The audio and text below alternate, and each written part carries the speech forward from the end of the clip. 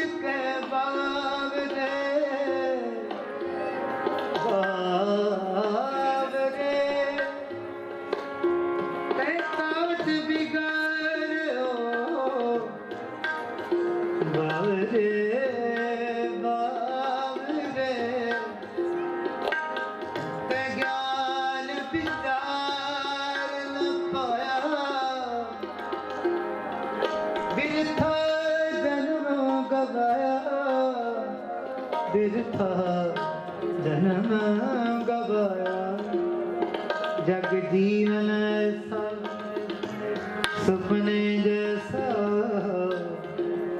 जीवन सुपन समान साज कर हम गात दीनी छोड़ पर मन धान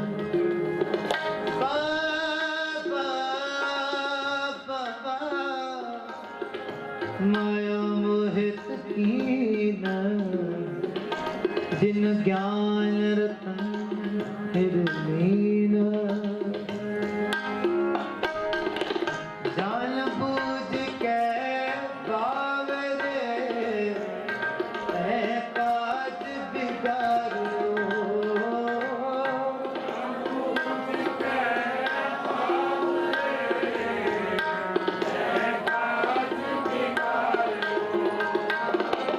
पाप करत सुख क्यों नहीं नहंगर बलिवारो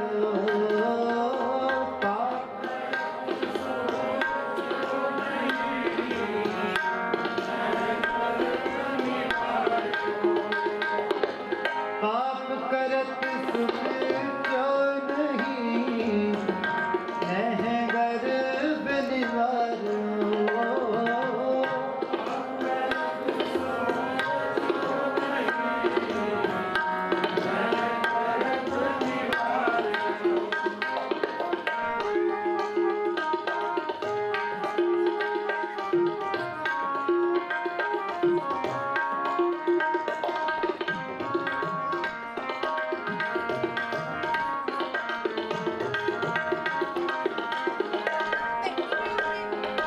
जेह बिद गुरु उपदेसया सो सन रखाई जेह बिद गुरु उपदेसया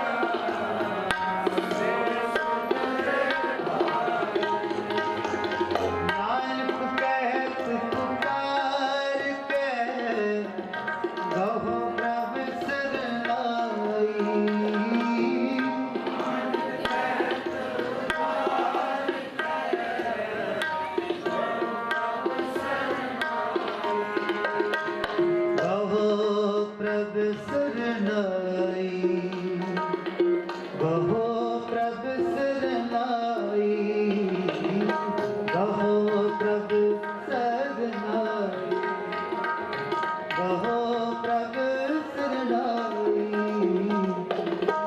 जस रे मना गाए ले जो संगी है तेरो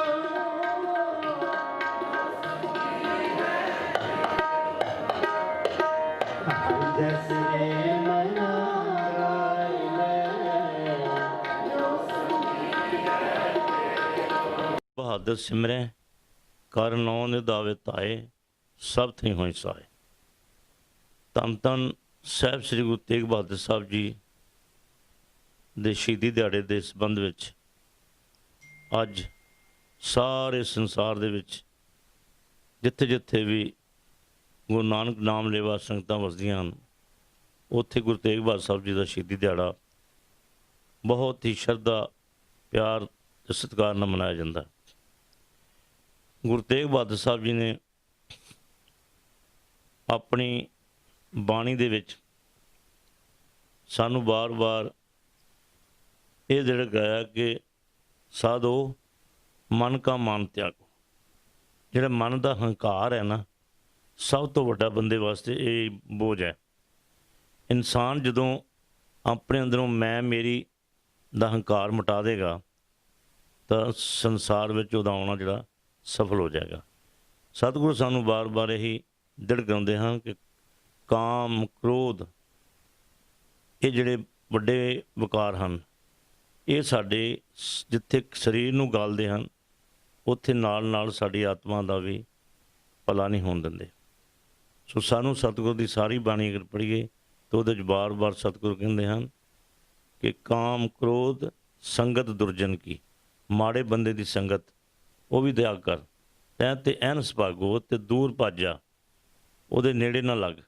ਕਿਉਂਕਿ ਕਾਮ ਕ੍ਰੋਧ ਜਿਹੜੇ ਵਿਕਾਰ ਹਨ ਇਹ ਇਨਸਾਨ ਨੂੰ ਬਹੁਤ ਖੁਆਰ ਕਰਦੇ ਹਨ ਕਿ ਚੰਗਾ ਪ੍ਰਾਣੀ ਜਿਹੜਾ ਲੰਮਾ ਸਮਾਂ ਚੰਗਾ ਜੀਵਨ ਬਤੀਤ ਕਰਕੇ ਅਗਰ ਇੱਕ ਦਿਨ ਵੀ ਉਹ ਇੱਕ ਨਿੰਮ ਖਾਤਰ ਕਹਿੰਦੇ ਕਾਮ ਦੀ ਉਹ ਆਪਣਾ ਆਪ ਹੀ ਗਵਾ ਲੈਂਦਾ ਹੈ ਔਰ ਕਲੰਕਤ ਹੋ ਜਾਂਦਾ ਹੈ। ਇਸ ਕਰਕੇ ਸਤਿਗੁਰ ਦਾ ਜੋ ਗੁਰੂ ਤੇਗ ਬਹਾਦਰ ਸਾਹਿਬ ਦੀ ਸਾਰੀ ਬਾਣੀ ਵਿਰਾਗਮਈ ਹੈ ਉਹਦੇ ਵਿੱਚ ਸਤਿਗੁਰ ਸਾਨੂੰ ਇਹਨਾਂ ਵਿਕਾਰਾਂ ਤੋਂ ਬਚਣ ਵਾਸਤੇ ਔਰ ਜਿਹੜੀ ਸੰਸਾਰ ਦੀ ਪਕੜ ਹੈ ਮਾਇਆ ਦੀ ਪਕੜ ਉਸ ਤੋਂ ਬਚਣ ਵਾਸਤੇ ਸਤਿਗੁਰੂ ਕਹਿੰਦੇ ਹਨ ਕਿ ਇਹ ਜਿਹੜੀ ਮਾਇਆ ਹੈ ਇਹ ਜਿਹੜਾ ਸੋਨੇ ਦੀ ਗੱਲ ਸਤਿਗੁਰੂ ਕਹਿੰਦੇ ਕੰਚਨ ਤੇ ਮਿੱਟੀ ਤੇ ਸੋਨੇ ਨੂੰ ਬਰਾਬਰ ਸਮਝੇ। ਜਿਹੜਾ ਬੰਦਾ ਮਾਨ ਤੇ ਅਪਮਾਨ ਨੂੰ ਬਰਾਬਰ ਸਮਝੇ, ਕਿਸੇ ਬੰਦੇ ਦਾ ਕਦੀ ਮਾਨ ਹੋ ਰਿਹਾ ਹੋਵੇ ਤਾਂ ਉਹਨੂੰ ਬਹੁਤਾ ਖੁਸ਼ੀ ਨਹੀਂ ਬਣਾਉਣੀ ਚਾਹੀਦੀ ਕਿ ਮੇਰਾ ਬੜਾ ਇੱਜ਼ਤ ਮਾਨ ਹੋ ਰਹੀ ਹੈ। ਅਤੇ ਫਿਰ ਜੋ ਅਪਮਾਨ ਹੋਵੇ ਤਾਂ ਉਹ ਆਪਣੇ ਮਨ ਦੇ ਵਿੱਚ ਫਿਰ ਇਹ ਦੇਖ ਲਵੇ ਕਿ ਇਹ ਉਸ ਪਰਮਾਤਮਾ ਦੀ ਦੇਣ ਹੈ ਕਿ ਮਾਨ ਅਪਮਾਨ ਉਸ ਦੇ ਵੱਸ ਹੈ, ਯਸ਼ ਅਪਯਸ਼ ਬੰਦੇ ਦੇ ਵੱਸ ਨਹੀਂ ਹੈ। ਸੋ ਇਸ ਕਰਕੇ ਗੁਰੂ ਤੇਗ ਬਹਾਦਰ ਸਾਹਿਬ ਦੀ ਬਾਣੀ ਜਿਹੜੀ ਹੈ ਉਹ ਸਾਨੂੰ ਬਰਾਬਰ ਜੀਵਨ ਇਸ ਤਰ੍ਹਾਂ ਬਣਾਉਣ ਨੂੰ ਕਹਿੰਦੀ ਹੈ ਕਿ ਨਾ ਤੈਨੂੰ ਦੁੱਖ ਲੱਗੇ ਅਤੇ ਨਾ ਤੈਨੂੰ ਸੁੱਖ ਦਾ ਬਹੁਤਾ। ਸੋ ਦੁੱਖ ਸੁੱਖ ਜਿਹੜੀ ਹੈ ਦੋਨੇ ਚੀਜ਼ਾਂ ਬਰਾਬਰ ਸਮਝੇ। ਸਤਿਗੁਰੂ ਸੱਚੇ ਪਾਤਸ਼ਾਹ ਸਾਨੂੰ ਸਮਝਾਉਂਦੇ ਹਨ ਦੁੱਖ ਸੁੱਖ ਤੇਰੀ ਆਗਿਆ ਪਿਆਰੇ, ਇਹ ਆਗਿਆ ਹੈ ਉਸ ਪਰਮਾਤਮਾ ਦੀ। ਅਸੀਂ ਦੁੱਖ ਦੇ ਵਿੱਚ ਬਹੁਤਾ ਦੁਖੀ ਨਾ ਹੋਈਏ, ਸੁੱਖ ਵਿੱਚ ਬਹੁਤਾ ਛਾਲਾਂ ਨਾ ਮਾਰੀਏ। ਪਰ ਸਾਡੀ ਇਨਸਾਨ ਦੀ ਇਹ ਸਭ ਤੋਂ ਵੱਡੀ ਫਿਤਰਤ ਹੈ ਕਿ ਜਬ ਕੁਛ ਪਾਵੇ ਤਾਂ ਗਰਭ ਕਰਦਾ ਹੈ, ਮਾਇਆ ਗਈ ਤਬ ਰੋਣ ਲੱਗਦਾ ਹੈ। ਜਦੋਂ ਸਾਡੇ ਕੋਲੋਂ ਕੋਈ ਚੀਜ਼ ਖੁੱਸਦੀ ਹੈ ਅਸੀਂ ਰੋਂਦੇ ਹਾਂ, ਅਤੇ ਜਦ ਸਾਨੂੰ ਕੋਈ ਚੀਜ਼ ਪ੍ਰਾਪਤ ਹੁੰਦੀ ਹੈ ਅਸੀਂ ਬੜੀਆਂ ਛਾਲਾਂ ਮਾਰਦੇ ਹਾਂ। ਅਤੇ ਸਤਿਗੁਰ ਸਾਨੂੰ ਇਹੀ ਸਮਝਾਉਂਦੇ ਹਨ ਕਿ ਜਿਹੜਾ ਮਾਣ ਤੂੰ ਕਰਦਾ ਨਾ ਇਹ ਮਾਣ ਹੰਕਾਰ ਛੱਡ ਦੇ, ਇਹ ਕਾਮ ਕ੍ਰੋਧ ਤੋਂ ਬਚ ਕੇ ਰਹਿ। ਜੇ ਸੋਨਾ ਜਾਂ ਮਿੱਟੀ ਹੈ ਇਹਨੂੰ ਬਰਾਬਰ ਸਮਝ ਅਤੇ ਫਿਰ ਤੂੰ ਇਸ ਸੰਸਾਰ ਵਿੱਚ ਦਾ ਜਿਹੜਾ ਜੀਵਨ ਹੈ ਨਾ ਉਹ ਸਫਲ ਹੋ ਜਾਏਗਾ। ਅਤੇ ਗੁਰੂ ਤੇਗ ਬਹਾਦਰ ਸਾਹਿਬ ਨੇ ਜੋ ਇਸ ਮੁਲਕ ਵਾਸਤੇ, ਇਸ ਹਿੰਦੂ ਸਮਾਜ ਵਾਸਤੇ ਜਿਨ੍ਹਾਂ ਨੂੰ ਉਸ ਵੇਲੇ ਔਰੰਗਜ਼ੇਬ ਨੇ ਸ਼ਰਤ ਰੱਖ ਦਿੱਤੀ ਸੀ ਕਿ ਜਾਂ ਤਾਂ ਤੁਹਾਨੂੰ ਜਨੇਊ ਉਤਾਰ ਕੇ ਮੁਸਲਮਾਨ ਬਣਨਾ ਪਏਗਾ, ਨਹੀਂ ਤਾਂ ਫਿਰ ਤੁਹਾਨੂੰ ਕਤਲ ਕਰਤਾ ਜਾਏਗਾ। ਅਤੇ ਉਸ ਵੇਲੇ ਕਿਰਪਾ ਰਾਮ ਪੰਡਤ ਜੀ ਦੇ ਅਗਵਾਈ ਵਿੱਚ ਕਸ਼ਮੀਰੀ ਪੰਡਤਾਂ ਦਾ ਇੱਕ ਬਹੁਤ ਵੱਡਾ ਗਰੁੱਪ ਗੁਰੂ ਤੇਗ ਬਹਾਦਰ ਸਾਹਿਬ ਜੀ ਸ਼ਰਨ ਵਿੱਚ ਆਇਆ। ਉਹਨਾਂ ਨੇ ਆਪਣੀ ਵਿਥਿਆ ਦੱਸੀ ਅਤੇ ਕੋਲ ਖੜ੍ਹੇ 9 ਸਾਲ ਦੇ ਗੁਰੂ ਗੋਬਿੰਦ ਸਿੰਘ ਸਾਹਿਬ ਜੀ ਨੇ ਪੁੱਛਿਆ ਕਿ ਪਿਤਾ ਜੀ ਇਹ ਲੋਕ ਬੜੇ ਪਰੇਸ਼ਾਨ ਹਨ, ਕੀ ਕਹਿੰਦੇ ਹਨ? ਅਤੇ ਗੁਰੂ ਸਾਹਿਬ ਨੇ ਕਿਹਾ ਵੀ ਇਹਨਾਂ ਦਾ ਧਰਮ ਖਤਰੇ 'ਚ ਹੈ, ਇਸ ਕਰਕੇ ਫਰਿਆਦ ਲੈ ਕੇ ਆਏ ਹਨ। ਅਤੇ ਫਿਰ ਗੁਰੂ ਸਾਹਿਬ ਨੇ ਕਿਹਾ ਵੀ ਇਹਦਾ ਕਿਸ ਤਰ੍ਹਾਂ ਹੱਲ ਹੋ ਸਕਦਾ? ਉਹਨਾਂ ਨੇ ਕਿਹਾ ਕੋਈ ਬਹੁਤ ਵੱਡਾ ਪਰਉਪਕਾਰੀ ਮਹਾਬਲੀ ਜਿਸ ਨੇ ਬੜੀ ਨਾਮ ਜਪਿਆ ਹੋਵੇ ਉਹ ਹੀ ਇਹਨਾਂ ਦਾ ਕਰ ਸਕਦਾ, ਇਹਨਾਂ ਵਾਸਤੇ ਸ਼ਹਾਦਤ ਦੇਵੇ ਤੇ ਇਹਨਾਂ ਦਾ ਧਰਮ ਬਚ ਸਕਦਾ ਹੈ। ਤੇ ਗੁਰੂ ਸਾਹਿਬ ਨੇ ਕਿਹਾ, ਪਿਤਾ ਜੀ ਤੁਹਾਡੇ ਤੋਂ ਉੱਪਰ ਇਸ ਸੰਸਾਰ ਵਿੱਚ ਹੋਰ ਕੌਣ ਹੈ? ਤੇ ਗੁਰੂ ਤੇਗ ਬਹਾਦਰ ਸਾਹਿਬ ਜੀ ਨੇ ਆਪਣੇ ਪੁੱਤਰ ਦੀ ਦ੍ਰਿੜਤਾ ਵੇਖ ਕੇ ਪੰਡਤਾਂ ਨੂੰ ਉਸੇ ਵੇਲੇ ਕਹਿ ਦਿੱਤਾ ਕਿ ਜਾ ਕੇ ਔਰੰਗਜ਼ੇਬ ਨੂੰ ਕਹਿ ਦਿਓ ਕਿ ਜੇ ਉਹ ਗੁਰੂ ਤੇਗ ਬਹਾਦਰ ਸਾਹਿਬ ਨੂੰ ਇਹ ਮਨਾ ਲੈਣ ਕਿ ਉਹ ਵੀ ਆਪਣਾ ਧਰਮ ਬਦਲਣਾ ਤਾਂ ਅਸੀਂ ਸਾਰੇ ਧਰਮ ਬਦਲ ਲਵਾਂਗੇ। ਤੇ ਉਹਨਾਂ ਨੇ ਜਾ ਕੇ ਜਦੋਂ ਔਰੰਗਜ਼ੇਬ ਨੂੰ ਕਿਹਾ, ਔਰੰਗਜ਼ੇਬ ਨੂੰ ਬੜੀ ਖੁਸ਼ੀ ਹੋਈ ਵੀ ਸਾਰਿਆਂ ਨੂੰ ਮਨਾਉਣ ਨਾਲੋਂ ਇੱਕ ਨੂੰ ਅਗਰ ਮੈਂ ਮਨਾ ਲਾਂਗਾ ਤੇ ਫਿਰ ਇਹ ਸਾਰੇ ਬਣਨ ਨੂੰ ਤਿਆਰ ਹਨ। ਉਹਨਾਂ ਨੇ ਗੁਰੂ ਤੇਗ ਬਹਾਦਰ ਸਾਹਿਬ ਜੀ ਨੂੰ ਦਿੱਲੀ ਲਿਆਉਣ ਵਾਸਤੇ ਕਿਹਾ, ਪਰ ਗੁਰੂ ਸਾਹਿਬ ਨੇ ਖੁਦ ਆਪ, ਇਹ ਵੀ ਇੱਕ ਦੁਨੀਆ ਦੀ ਮਿਸਾਲ ਹੈ ਕਿ ਆਪਣੇ ਧਰਮ ਨੂੰ ਦੀ ਖਾਤਰ ਤਾਂ ਲੋਕ ਬਹੁਤ ਕੁਝ ਕਰਦੇ ਹਨ, ਪਰ ਕਿਸੇ ਦੇ ਧਰਮ ਵਾਸਤੇ ਕੁਰਬਾਨੀ ਦੇਣੀ, ਜਿਹੜਾ ਜਨੇਊ ਸਤਿਗੁਰ ਸੱਚੇ ਪਾਤਸ਼ਾਹ ਨੇ ਪਹਿਲੇ ਜਾਮੇ ਵਿੱਚ ਨਹੀਂ ਧਾਰਨ ਕੀਤਾ, 9ਵੇਂ ਜਾਮੇ ਵਿੱਚ ਕਿਸੇ ਦਾ ਲਾਣ ਵੀ ਨਹੀਂ ਦੇ ਰਿਹਾ ਜਬਰੀ। ਤੋਂ ਇਸ ਕਰਕੇ ਸਤਿਗੁਰ ਸੱਚੇ ਪਾਤਸ਼ਾਹ ਦੂਜੇ ਦੇ ਧਰਮ ਵਾਸਤੇ ਆਪਣੀ ਕੁਰਬਾਨੀ ਦਿੱਤੀ ਔਰ ਖੁਦ ਚੱਲ ਕੇ ਗਿਆ ਦਿੱਲੀ। ਔਰ ਔਰੰਗਜ਼ੇਬ ਦੇ ਸਾਹਮਣੇ ਔਰੰਗਜ਼ੇਬ ਨੇ 3 ਸ਼ਰਤਾਂ ਰੱਖੀਆਂ ਕਿ ਜਾਂ ਤਾਂ ਤੁਸੀਂ ਸਾਨੂੰ ਕੋਈ ਆਪਣੀ ਕਲਾ ਦਿਖਾਓ, ਕਰਾਮਾਤ ਦਿਖਾਓ, ਜਾਂ ਫਿਰ ਤੁਸੀਂ ਮਤਲਬ ਸ਼ਹੀਦ ਹੋਣ ਵਾਸਤੇ ਤਿਆਰ ਹੋ ਜਾਓ, ਤੇ ਜਾਂ ਫਿਰ ਤੁਸੀਂ ਇਹ ਜੋ ਲੋਕ ਹਨ ਇਹਨਾਂ ਨੂੰ ਸਮਝਾਓ ਤੇ ਆਪ ਵੀ ਸਾਰੇ ਮੁਸਲਮਾਨ ਬਣ ਜਾਓ, ਆਪਣਾ ਧਰਮ ਤਿਆਗ ਕਰ ਦਿਓ।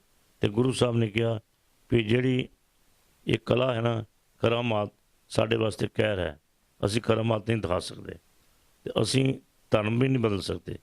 ਤੇ ਤੀਸਰੀ ਸ਼ਰਤ ਜਿਹੜੀ ਸੀ ਉਹ ਸ਼ਹੀਦ ਹੋਣ ਵਾਸਤੇ ਤਿਆਰ ਹੋ ਜਾਓ। ਤੇ ਗੁਰੂ ਸਾਹਿਬ ਨੇ ਸ਼ਹਾਦਤ ਪ੍ਰਾਪਤ ਕੀਤੀ। ਉਹ ਸ਼ਹਾਦਤ ਦਾ ਸਦਕਾ ਹੀ ਹਿੰਦੂ ਸਮਾਜ ਜਿਹਦਾ ਧਰਮ ਖਤਰੇ ਸੀ, ਜਿਹਦੇ ਧਰਮ ਚਿੰਨ੍ਹ ਖਤਰੇ ਸਨ, ਉਹ ਬਚ ਗਏ। ਪਰ ਸਤਿਗੁਰ ਸੱਚੇ ਪਾਤਸ਼ਾਹ ਨੇ ਆਪਣੀ ਸ਼ਹਾਦਤ ਦੇ ਕੇ ਇਸ ਕੌਮ ਨੂੰ ਤਾਂ ਬਚਾ ਲਿਆ, ਇਸ ਦੇਸ਼ ਦੇ ਧਰਮ, ਇਸ ਦੇਸ਼ ਦੀ ਸੰਸਕ੍ਰਿਤੀ ਤੋਂ ਬਚਾ ਲਿਆ। ਪਰ ਅੱਜ ਇਸ ਦੇਸ਼ ਦੇ ਵਿੱਚ ਗੁਰੂ ਤੇਗ ਬਹਾਦਰ ਸਾਹਿਬ ਨੂੰ ਉਹ ਇਸ ਗੱਲ ਨੂੰ ਮੰਨਣ ਨੂੰ ਵੀ ਤਿਆਰ ਨਹੀਂ। ਹਿੰਦੂ ਸਮਾਜ ਦੇ ਬਹੁਤ ਸਾਰੇ ਲੋਕਾਂ ਨੂੰ ਪਤਾ ਹੀ ਨਹੀਂ ਹੈ ਕਿ ਸਾਡੀ ਜਿਹੜਾ ਧਰਮ ਹੈ, ਇਹ ਧਰਮ ਦੀ ਆਜ਼ਾਦੀ ਵਾਸਤੇ ਕਿਹਨਾਂ ਨੇ ਕੁਰਬਾਨੀ ਦਿੱਤੀ। ਸੋ ਦੁੱਖ ਇਸ ਗੱਲ ਦਾ ਹੈ ਕਿ ਚਾਹੀਦਾ ਤੇ ਸੀ ਗੁਰੂ ਤੇਗ ਬਹਾਦਰ ਸਾਹਿਬ ਦੇਸ਼ ਦੇ ਰਾਸ਼ਟਰਪਿਤਾ ਹੁੰਦੇ, ਹਰ ਘਰ ਵਿੱਚ ਗੁਰੂ ਤੇਗ ਬਹਾਦਰ ਸਾਹਿਬ ਦੀ ਤਸਵੀਰ ਹੁੰਦੀ ਤੇ ਹਰ ਮੰਦਿਰ ਵਿੱਚ ਗੁਰੂ ਤੇਗ ਬਹਾਦਰ ਸਾਹਿਬ ਦੇ ਨਾਂ ਤੇ ਇਹ ਜੋ ਸ਼ਹੀਦੀ ਦਿਹਾੜਾ ਮਨਾਇਆ ਜਾਂਦਾ। ਤੇ ਉਹ ਹਰ ਜੋ ਹਿੰਦੂ ਹੈ ਉਹ ਆਪਣੀ ਦੁਕਾਨ ਤੇ ਜਾਣ ਲੱਗਿਆਂ ਔਰ ਮੰਦਿਰ ਜਾਣ ਲੱਗਿਆਂ ਗੁਰੂ ਤੇਗ ਬਹਾਦਰ ਸਾਹਿਬ ਜੀ ਨੂੰ ਮੱਥਾ ਟੇਕ ਕੇ ਉਹਨਾਂ ਨੂੰ ਤਿਆਗ ਕੇ ਤੇਗ ਬਹਾਦਰ ਸਿਮਰਿਆ ਕਰ ਨੌਨੇ ਦਾਵੇ ਤਾਏ ਸਭ ਤੈਂ ਹੋਈ ਸਹਾਏ। ਉਹ ਗੁਰੂ ਤੇਗ ਬਹਾਦਰ ਸਾਹਿਬ ਦੇ ਪਰਉਪਕਾਰਾਂ ਨੂੰ ਭੁੱਲ ਚੁੱਕੇ ਹਨ। ਸਤਿਗੁਰ ਕਿਰਪਾ ਕਰਨੀ ਇਹਨਾਂ ਨੂੰ ਇਸ ਚੀਜ਼ ਦਾ ਸਮਝ ਆ ਜਾਏ ਕਿ ਗੁਰੂ ਤੇਗ ਬਹਾਦਰ ਸਾਹਿਬ ਹੀ ਸਾਡੇ ਅਸਲੀ ਪੈਰੋਕਾਰ, ਸਾਡੇ ਗੁਰੂ ਸਨ, ਸਾਨੂੰ ਤਾਰਨ ਵਾਲੇ ਸਨ, ਸਾਡੇ ਸਮਾਜ ਦੀ ਇੱਜ਼ਤ ਮਾਣ ਵਡਿਆਈ, ਇਸ ਦੇਸ਼ ਦੀ ਏਕਤਾ ਤੇ ਅਖੰਡਤਾ ਨੂੰ ਬਚਾਉਣ ਵਾਲੇ ਸਨ। ਸੋ ਸਤਿਗੁਰ ਸੱਚੇ ਪਾਤਸ਼ਾਹ ਕਿਰਪਾ ਕਰੋ, ਇਸ ਹਿੰਦੁਸਤਾਨ ਦੇ ਵਿੱਚ ਜੋ ਆਪਸੀ ਵੈਰ ਵਿਰੋਧ ਨਫ਼ਰਤ ਇੱਕ ਦੂਜੇ ਤੋਂ ਨਾਲ ਝਗੜੇ ਹੋ ਰਹੇ ਹਨ, ਇਹ ਨਾ ਹੋਣ। ਸਾਰਿਆਂ ਦੀ ਕਿਰਪਾ ਕਰੋ, ਇਹਨਾਂ ਨੂੰ ਸਮਝ ਆ ਜਾਏ ਕਿ ਇੱਕ ਪਿਤਾ ਇੱਕ ਸਕਿਆ ਮੁਬਾਰਕ ਹੈ। ਅਸੀਂ ਸਾਰੇ ਪਰਮਾਤਮਾ ਦੀ ਇੱਕੋ ਪਰਮਾਤਮਾ ਦੀ ਔਲਾਦ ਹਾਂ, ਸਾਰੇ ਭੈਣ ਭਰਾ ਹਾਂ। ਝਗੜੇ ਮੁੱਕ ਜਾਣ। ਸਹੀ ਮਹੀਨਾ 'ਚ ਗੁਰੂ ਤੇਗ ਬਹਾਦਰ ਸਾਹਿਬ ਜੀ ਦਾ ਜੋ ਇਹ ਸ਼ਹੀਦੀ ਦਿਹਾੜਾ ਹੈ ਉਸ ਦਿਨ ਮਨਾਇਆ ਜਾਏਗਾ, ਜਿਸ ਦਿਨ ਸਾਰੇ ਹਿੰਦੁਸਤਾਨ ਦੇ ਲੋਕਾਂ ਨੂੰ ਇਹ ਸਮਝ ਆ ਜਾਏਗੀ ਕਿ ਸਾਡਾ ਧਰਮ ਬਚਾਉਣ ਵਾਲੇ ਕੇਵਲ ਗੁਰੂ ਤੇਗ ਬਹਾਦਰ ਸਾਹਿਬ ਤੇ ਇਸ ਦੇਸ਼ ਵਿੱਚ ਰਹਿਣ ਵਾਲਾ ਹਿੰਦੂ ਮੁਸਲਮਾਨ ਈਸਾਈ ਸਿੱਖ ਸਾਰੇ ਭੈਣ ਭਰਾ ਹਨ। ਕੋਈ ਝਗੜਾ ਨਹੀਂ ਹੈ, ਅਸੀਂ ਸਾਰੇ ਪਰਮਾਤਮਾ ਦੀ ਔਲਾਦ ਹਾਂ। ਇਹਨੇ ਇੱਕ ਸ਼ਬਦ ਕਹਿੰਦਾ ਹੋਇਆ ਮੈਂ ਸਾਰਿਆਂ ਨੂੰ ਬੇਨਤੀ ਕਰਦਾ ਹਾਂ, ਗੁਰੂ ਤੇਗ ਬਹਾਦਰ ਸਾਹਿਬ ਦੀ ਬਾਣੀ ਪੜ੍ਹੋ, ਉਹਦੇ ਵਿੱਚ ਸਾਨੂੰ ਵਿਰਾਗ ਦੀ ਝਲਕ ਮਿਲੇਗੀ। ਸਾਡੀ ਵੀ ਜਿਹੜੀ ਪਕੜ ਹੈ ਪਦਾਰਥਾਂ ਨਾਲ ਉਹ ਘਟ ਜਾਏਗੀ। ਅਸੀਂ ਵੀ ਸਮਝਾਂਗੇ ਕਿ ਸਾਡੀ ਜਿਹੜੀ ਮਨੁੱਖਾ ਦੇਹੀ ਦੇ ਸਵਾਸ ਹਨ ਉਹ ਨਾਮ ਜਪਣ ਵਾਸਤੇ, ਬਾਣੀ ਪੜ੍ਹਨ ਵਾਸਤੇ ਮਿਲੇ ਹਨ। ਵਾਹਿਗੁਰੂ ਜੀ ਕਾ ਖਾਲਸਾ, ਵਾਹਿਗੁਰੂ ਜੀ ਕੀ ਫਤਿਹ। ਧੰਨ ਧੰਨ ਸ਼੍ਰੀ ਗੁਰੂ ਤੇਗ ਬਹਾਦਰ ਸਾਹਿਬ ਜੀ ਦੇ ਸ਼ਹੀਦੀ ਦਿਹਾੜੇ ਨੂੰ ਸਮਰਪਿਤ ਜਿਹੜੇ ਅੱਜ ਦੀਵਾਨ ਸਜੇ, ਸ਼ਹਿਰ ਦਾ ਜਿਹੜਾ ਮੇਨ ਜਿਹੜੇ ਦੀਵਾਨ ਸਜਦੇ ਨੇ ਗੁਰਦੁਆਰਾ ਗੁਰੂ ਤੇਗ ਬਹਾਦਰ ਸਾਹਿਬ 9ਵੀਂ ਪਾਤਸ਼ਾਹੀ ਵਿਖੇ ਬਹੁਤ ਵੱਡੇ ਪੱਧਰ 'ਤੇ ਪ੍ਰੋਗਰਾਮ ਹੁੰਦਾ ਹੈ।